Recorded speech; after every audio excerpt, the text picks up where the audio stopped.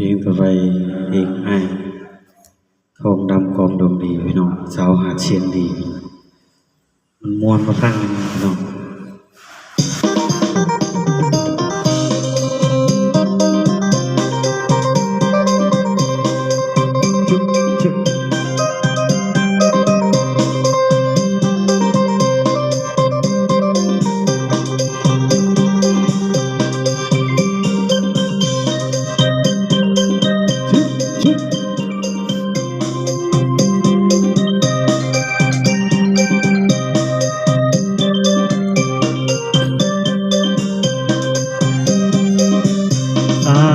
บ้านหนึ่ง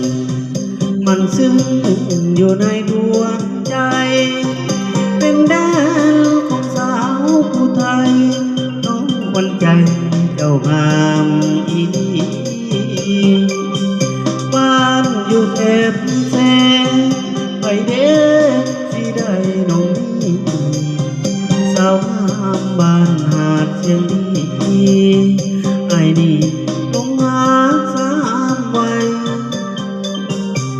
ผู้สาวบ้านไกล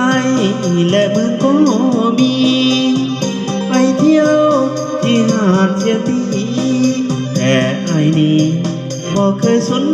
ใจสาวที่สวยแต่รวยก็มีมากมายแต่ยังบ่หาวิไลถึงใจ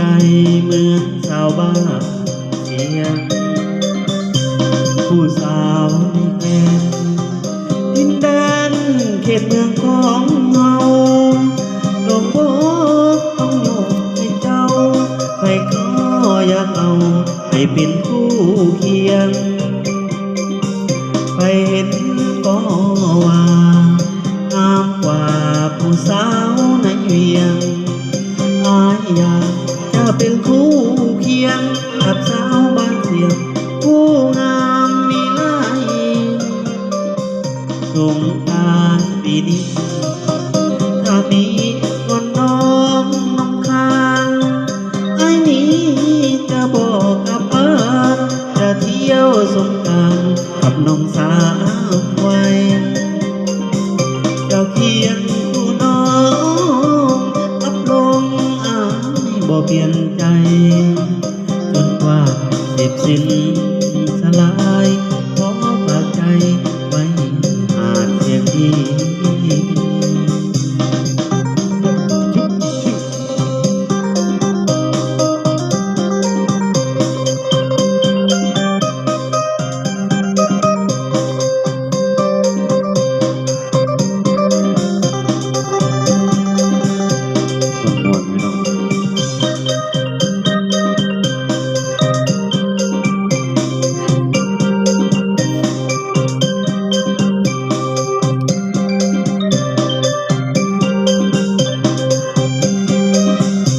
ผู้สาวในแคว้นดินแดนเขตเมืองของเฮาลงโบกให้เจ้าใครก็อยากเอาให้เป็นคู่เคียงใครเห็นก็ว่างามกว่าผู้สาวในเวียงอายอยากจะเป็นคู่เคียงกับสาวบ้านเสียงผู้งามมีลายสงกรานต์ปีนี้ถ้ามีคนน้องน้องคานไอ้นี้จะบอกกับเอิญจะเที่ยวสงกรานต์กับน้องสาวไว้จะเคียงคู่น้องรับรองอ้ายบ่เปลี่ยนใจจนกว่าสิบสิ้นสลายขอฝากใจไว้หาดเชียงดี